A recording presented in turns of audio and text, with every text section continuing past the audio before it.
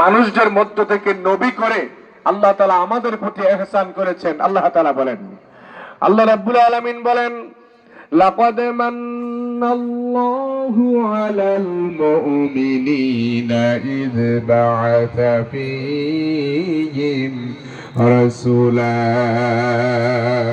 আল্লাহ তাআলা মুমিনদের প্রতি ইহসান করেছেন এইভাবে যে তিনি মানুষদের মধ্য থেকে মহামানবদেরকে আল্লাহ তাআলা নবী করে প্রেরণ করে আল্লাহ তাআলা আমাদের প্রতি দয়া করেছেন, ইহসান করেছেন। কিভাবে? নবী যদি জিন হতো তাহলে আমরা শরীয়ত শিখতাম কোত্থেকে, দ্বীন শিখতাম কোত্থেকে? নবী যদি ফেরেশতা হতো তাহলে আমরা দ্বীন শিখতে শরীয়ত শিখতে কষ্ট হয়ে যেত। ফেরেশতারা খেতে পারে না, বিবাহ করতে পারে না। ফেরেশতারা মানুষ চক্ষুর অন্তরালে থাকে, আড়ালে থাকে। জিনেরা মানুষের চোখের আড়ালে থাকে। জিনেরা বিভিন্ন রূপ ধারণ করতে পারে। সেই জন্য মানুষদের মধ্য থেকে একজন মহামানবকে নবী করে আল্লাহ তাআলা আমাদের জন্য নবী করে আমাদের প্রতি ইহসান করেছেন। সুবহানাল্লাহ, সুবহানাল্লাহ। তাহলে প্রিয় ভাইরা আমার, এবার নবী যিনি হবেন তিনি নির্বাচনের মাধ্যমে হয় না। সারা বাংলাদেশের সব মানুষ যদি একজনকে ভোট দেয় তিনি আমাদের নবী, নবী হবেন না। নবী হতে হলে তিনটা জিনিস সমানভাবে থাকা লাগে। এক নম্বরে ওহী, দুই নম্বরে মুজিজা, তিন নম্বর উন্নত মানের চরিত্র। এইটা তিনটা জিনিস সমানভাবে থাকা লাগে। আল্লাহ রাব্বুল আলামিন যারা নবী হবেন তাদেরকে তিনটা জিনিস সমানভাবে দান করেছেন। নবী, ওহী, ওহী ছাড়া নবী হবে না। দুই নম্বর মুজিজা। মুজিজা বলা হয় যেই সময় যে জিনিসের প্রভাব বেশি ওই জিনিসকে মোকাবেলা করার জন্য আল্লাহ রাব্বুল আলামিন নবীদেরকে অলৌকিক ক্ষমতা দান করেছেন, সেটা হলো মুজিজা। যেমন আল্লাহ রাব্বুল আলামিন হযরত ঈসা আলাইহিস সালামকে মুজিজা দান করেছেন। তিনি যখন চির অন্ধ রোগীর চোখের উপর হাত বুলাই দিতেন সাথে সাথে অন্ধ রোগী ভালো হয়ে যেত। আর একটা জোরে কোন না। হযরত ঈসা আলাইহিস সালামকে আল্লাহ রাব্বুল আলামিন মুজিজা দান করেছেন।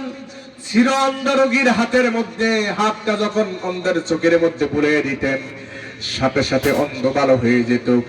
কুষ্ঠ রোগীর দেহের মধ্যে শরীরের মধ্যে যদি হাত বুলিয়ে দিতেন কুষ্ঠ রোগ ভালো হয়ে যেত। আমার প্রিয় ভাইরা, শুধু তাই নয়, হযরত দাউদ আলাইহিস সালামকে আল্লাহ রাব্বুল আলামিন মুজিজা দান করেছেন। লোহাকে হাতের মধ্যে নিয়ে হযরত দাউদ আলাইহিস সালাম যখন এইভাবে যখন আঙ্গুল দিয়ে চাপ দিতেন সাথে সাথে লোহা গলে হাতের আঙ্গুলের ফাঁক দিয়ে বের হয়ে যেত। আর এমনি ভাবে হযরত দাউদ আলাইহিস সালাম এটা দিয়ে অস্ত্র তৈরি করতেন, বিভিন্ন সামগ্রী তৈরি করতেন। আমার ভাইয়েরা, হযরত মূসা আলাইহিস সালামকে আল্লাহ রাব্বুল আলামিন লাঠি মার্কা মুজিজা দিয়েছেন। যেই লাঠি বিশাল অজগর সাপ হয়ে গেল। তার মানে হলো হযরত ঈসা আলাইহিস সালামকে আল্লাহ রাব্বুল আলামিন যে মুজিজা দিয়েছেন সেই মুজিজা ঈসা আলাইহিস সালাম দুনিয়া থেকে চলে যাওয়ার সাথে সাথে তার সাথে মুজিজাও চলে গিয়েছে।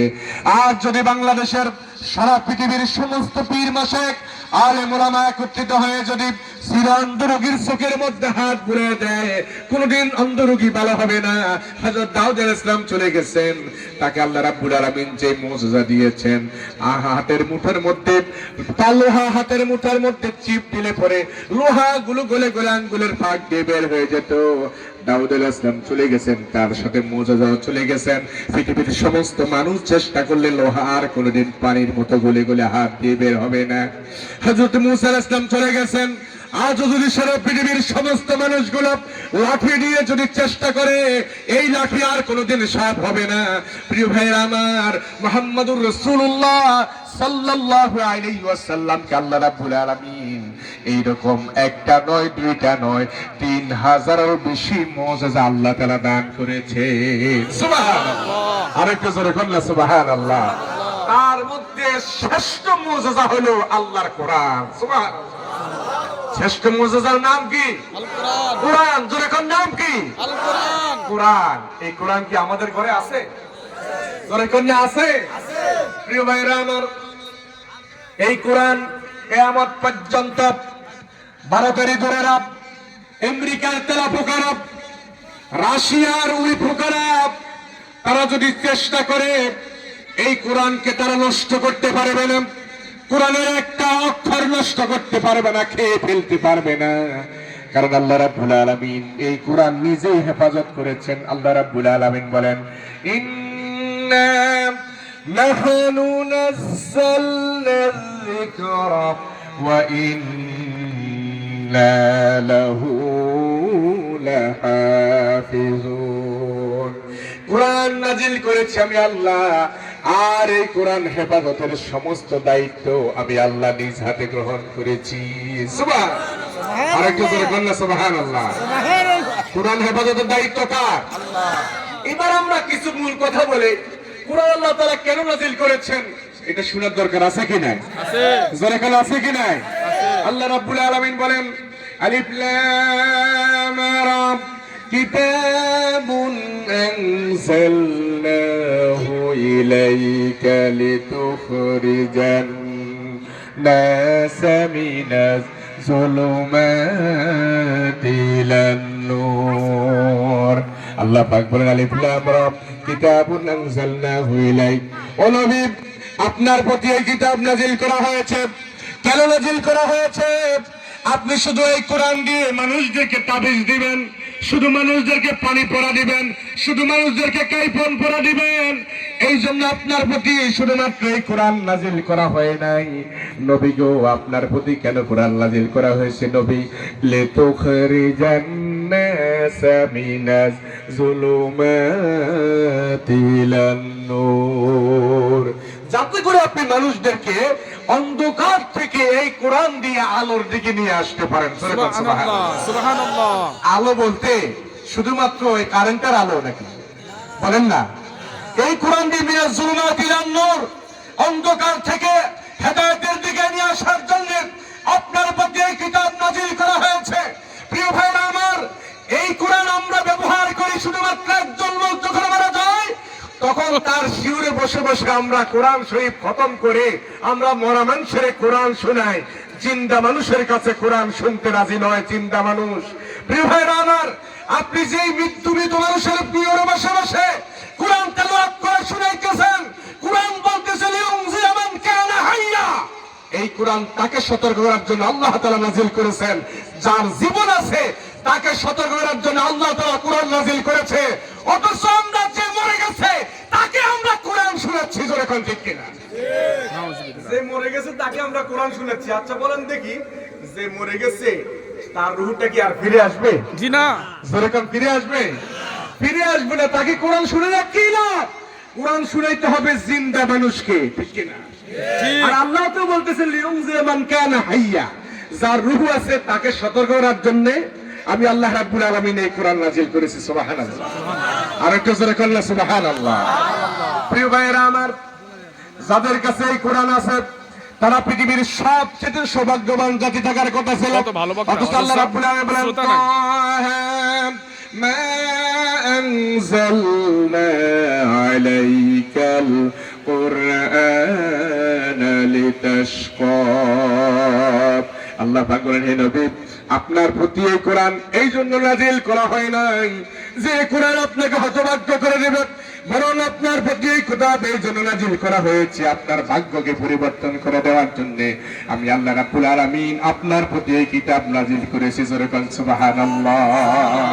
ফামান তাবিআ হুদায়া ফালা খাউফুন আলাইহিম ওয়ালা হুম ইয়াহজানুন। খুলাফায়ে রাশেদার সোনালী দিন কেন যে ফিরে আর আসে না,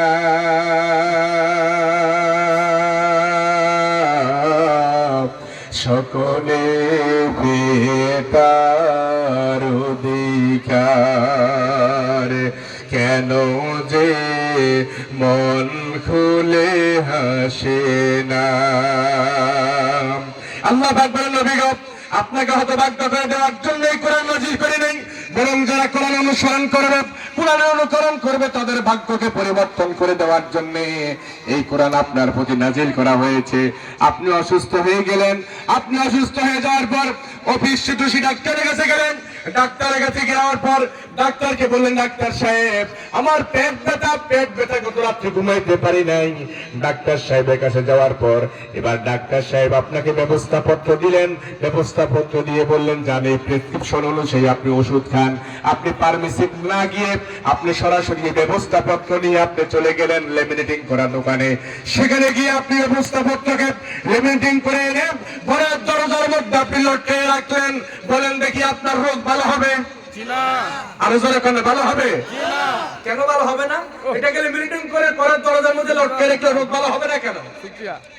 প্রিয় ভাইরা আমার, যদি লেমিনেটিং করে ঘরের দরজার মধ্যে রোগ ভালো না হয়, আরেকটু সামনের দিকে যাই, এই ব্যবস্থাপত্রকে পানির মধ্যে চুবাইয়া পানিটা যদি আপনি ভালো করে খেয়ে ফেলেন আপনার রোগ ভালো হবে? জোরে কোন ভালো হবে? এটাকে তাবিজ বানাইয়া যদি গলার মধ্যে ঝুলাই দেন ভালো হবে? এটাও যদি বুঝে আসে আল্লাহ তাআলা বলেন মা আনজালনা আলাইকাল কুরআনা লিতাশকা, ও নবী আপনার প্রতি এই কোরআন এই জন্য নাযিল করা হয় নাই যে কোরআন আপনাকে ব্যক্তি জীবনে, সামাজিক জীবনে, পারিবারিক জীবনে, রাষ্ট্রীয় জীবনে, রাজনৈতিক জীবনে, আন্তর্জাতিক জীবনে, অর্থনৈতিক জীবনে সব থেকে আপনাকে হতভাগ্য করে দেবে। এই জন্য কোরআন নাযিল করে নাই, বরং আপনার প্রত্যেকটা জীবন পরিবর্তন করে দেওয়ার জন্য এই কোরআন নাযিল করা হয়েছে। সুবহানাল্লাহ, সুবহানাল্লাহ। এই কোরআন আপনার প্রতি এই জন্য নাযিল করেছি, অথচ আমরা কোরআনটাকে আমরা শুধুমাত্র তেলাওয়াত করি। মনে করি কি জানেন হুজুর, আপনি কি মনে করেন যে আমি কোরআন কি কম বুঝি না, আমরা তো ইসলাম কম বুঝি নাই? আমি তো আল্লাহ দিলে 5 ওয়াক্ত নামাজ মসজিদে পড়ি, মাথার মধ্যে টুপি রাখছি, আমি কোরআন তেলাওয়াত করি, আমি দাঁড়িয়ে রাখছি, তাসবিহ টানা টিভি, আমি সকাল সন্ধ্যা জিকির করি। হুজুর আমার কি আল্লাহ তাআলা কি কবুল করবে না? কোরআন হক কি আদায় হতেছে না? প্রিয় ভাইরা আমার, শুনে রাখেন, আপনার থেকেও বড় নামাজি আব্দুল্লাহ বিন উবাই ইবনে সালুল ছিল, আপনার থেকে বড় জিকিরকারী আব্দুল্লাহ বিন উবাই ইবনে সালুল ছিল, আপনার থেকে বড় জিকিরকারী আব্দুল্লাহ বিন উবাই ইবনে সালুল ছিল, আপনার থেকে মসজিদ নববীর মধ্যে আল্লাহ নবীর পিছনে 5 ওয়াক্ত নামাজ জামাতের সাথে আদায় করতেন। আব্দুল্লাহ বিন উবাই নামাজ পড়ার পর, রোজা রাখার পর, হজ করার পর, দাড়ি রাখার পর, জুব্বা পরার পর, পুরো পাগড়ি মাথায় দেওয়ার পর, তাসবিহ তাহলিল করার পর, জিকির করার পর সে আব্দুল্লাহ বিন উবাইর অবস্থান কোথায়? আব্দুল্লাহ বিন উবাইর অবস্থান হলো জাহান্নামের সর্বনিম্ন স্থানে। ইন্নাল মুনাফিকিনা ফি দারকিল আসফালি মিনান নার, নিশ্চয় মুনাফিকের অবস্থান জাহান্নামের সর্বনিম্ন স্তরে। তার দোষটা কি ছিল? নামাজ পড়ে সে কেন জাহান্নামী, রোজা রেখে কেন জাহান্নামী, নবীর পিছনে নামাজ পড়েও কেন জাহান্নামী, পাগড়ি মাথায় দিয়েও কেন জাহান্নামী, যদি কুলুক দিয়েও কেন জাহান্নামী, জিকির করে কেন জাহান্নামী, কোরআন তেলাওয়াত করে কেন জাহান্নামী? তার অপরাধ ছিল একটাই, নবী পাক সাল্লাল্লাহু আলাইহি ওয়াসাল্লাম আল্লাহ তাআলা যে বিধান নাযিল করেছেন সেই বিধান মোতাবেক সমাজ, রাষ্ট্র, ব্যক্তি জীবন থেকে শুরু করে রাষ্ট্রীয় জীবন পর্যন্ত পরিচালনা করার শপথ নিতে পারে নাই। সে যদিও মসজিদে নামাজ আদায় করতো নবীজির পিছনে, বাহিরে আসলে সে আন্দোলন করতো, আদর্শ মানত, আবু জাহেলের আদর্শ মানত। মুনাফিক থাকার কারণে আল্লাহ তাআলা তার নামাজ, রোজা, হজ, যাকাত কোনো কিছু কবুল করে নাই। প্রিয় ভাইরা আমার, আমার নামাজ, আমার কুরবানি, আমার হজ, আমার যাকাত, আমার সবকিছু আল্লাহ তাআলা কবুল করুক। আমরা কি চাই? জোরে কোন না চাই? যদি চাইতে হয়, যদি জান্নাতে যেতে হয়, তাহলে নবীর আদর্শ মানতেই হবে। কথা বলেন না কেন? আমি কি আমার দাদার আদর্শের কথা বলতেছি নাকি? আমি কি আমার নানার আদর্শের কথা বললাম? আমি কি আমার দলের আদর্শের কথা বললাম? মুহাম্মদুর রাসূলুল্লাহ সাল্লাল্লাহু আলাইহি ওয়াসাল্লামের আদর্শ আপনাকে মেনে নিতেই হবে, মেনে নিতেই হবে, মেনে নিতেই হবে, ঠিক কি না? আমরা মুহাম্মদ সাল্লাল্লাহু আলাইহি ওয়াসাল্লামের আদর্শ কখন মেনে নেই জানেন? মরার আগে নয়, মরার পরে। বলেন না, মরার আগে না পরে? কেমনে নেই? একজন লোক যখন মারা যায়, আমগো দেশের মধ্যে কত জোড়াই শেখা হুজুর, আমার দাদা মরে গেছে, কবরে রাখার সময় কবরের দোয়াগা রাখেন না হুজুর, তখন আমরা পড়ি বিসমিল্লাহি ওয়া আলা, বলেন না বিসমিল্লাহি ওয়া আলা। ওরে বাবারে বাবা, আপনি কি বলছেন হুজুর দোয়াটা পড়ে না জায়েজ নাকি? অবশ্যই না জায়েজ নয়, অবশ্যই জায়েজ, অবশ্যই জায়েজ, অবশ্যই জায়েজ। কিন্তু প্রশ্ন হলো বিসমিল্লাহি ওয়া আলা মিল্লাতি রাসূলিল্লাহ, আল্লাহর নামে রাসূলের দরে উঠে দিয়ে গেলাম। এই রাসূলের দরে মরার পরে মরা লাশটা জীবিত থাকা অবস্থায় রাসূলের আদর্শ কায়েম করার জন্য ব্যক্তি জীবনে খবর ছিল না, পারিবারিক জীবনে খবর ছিল না, রাষ্ট্রীয় জীবনে খবর ছিল না। রাষ্ট্রীয় জীবনে সারা জীবন Lenin, Karl Marx, Darwin, Hegel জাতীয়তাবাদ, সমাজতন্ত্র, ধর্মনিরপেক্ষতাবাদের পিছনে সারা জীবন কাজ করেছে, সারা জীবন ধর্মনিরপেক্ষ মতবাদ কায়েম করার জন্য আন্দোলন সংগ্রাম করেছে। আরেকজন মাথার মধ্যে বাড়ি দিয়েছে, সারা জীবন জাতীয়তাবাদ, সমাজতন্ত্রের আদর্শ কায়েম করার জন্য আন্দোলন মিছিল করেছে। নবীর আদর্শ কায়েম করার জন্য তোমাকে খোঁজ করে পাওয়া যায় নাই। অবশেষে মৃত্যুর পরে বিসমিল্লাহি ওয়া আলা মিল্লাতি রাসূলিল্লাহ বলে কবরের মধ্যে রেখে আল্লাহ নবীর সাথে সুস্পষ্ট প্রতারণা ছাড়া আর কিছুই নয়। জি ঠিক। আল্লাহু আকবার। গড়ে গড়ে জালো, গড়ে গড়ে জালো। স্লোগান দিতে ভয় লাগে নি কোন? জি না। কার কার ভয় লাগে দেখে হাত উঠে দেখান। হাত জেনার লাগে বুঝে না মনে হয়। একটু জোরে সোরে স্লোগান দেওয়া যাবে? কারা কারা বলবেন একটু আল্লাহু আকবার, আল্লাহু আকবার, নারায়ে তাকবীর। আল্লাহু আকবার। জবান যে বন্ধ রাখবেন কিয়ামতের দিন আল্লাহর কসম তার বিরুদ্ধে আমি মামলা করব। কারণ রব্বাকা ফাকাব্বির, তাকবীর হবে কার? আল্লাহ। বলেন না তাকবীর কার? আল্লাহ। আমরা তাকবীর না দিয়ে কত নেতার স্লোগান দিছে না, 1000 টিয়ার কাপ পাইয়া তাকবীর দিতে হবে হবে শুধুমাত্র কার? আল্লাহ। নারায়ে তাকবীর, আরো জোরে নারায়ে তাকবীর। ইসলাম ইসলাম, আল কোরআনের আলো, আল হাদিসের আলো। গড়ে গড়ে জালো। নারায়ে তাকবীর। আল্লাহু আকবার। বলেন আলহামদুলিল্লাহ। আরো জোরে বলেন আলহামদুলিল্লাহ। তাহলে নবীর আদর্শ মানতে হবে মরার আগে না পরে? আগে। বলেন না আগে না পরে? আগে। শুধু দাঁড়িয়ে দিয়ে না, শুধু টুপি দিয়া, শুধু মিষ্টি খাওয়ার মাধ্যমে, শুধু বিরিয়ানি হোটলা খাওয়ার মাধ্যমে, নাকি সর্বজীবনে? ব্যক্তিগত জীবন, পারিবারিক জীবন, রাষ্ট্রীয় জীবন, রাজনৈতিক জীবন, আন্তর্জাতিক জীবন, অর্থনৈতিক জীবন, সমস্ত জীবনে আদর্শ মানতে হবে মুহাম্মদুর রাসূলুল্লাহ সাল্লাল্লাহু আলাইহি ওয়াসাল্লামের। আমার প্রিয় ভাইয়েরা, আমার মূল আলোচনার দিকে এবার চলে যাই। ভূমিকা স্বরূপ কিছু কথা বলেছি। আল্লাহ রাব্বুল আলামিন সূরা বনী ইসরাঈলের মধ্যে আল্লাহ রাব্বুল আলামিন বলেন সুবহানাল্লাযী আসরা বিআবদিহি লাইলাম মিনাল মাসজিদিল হারাম من المسجد الحرام إلى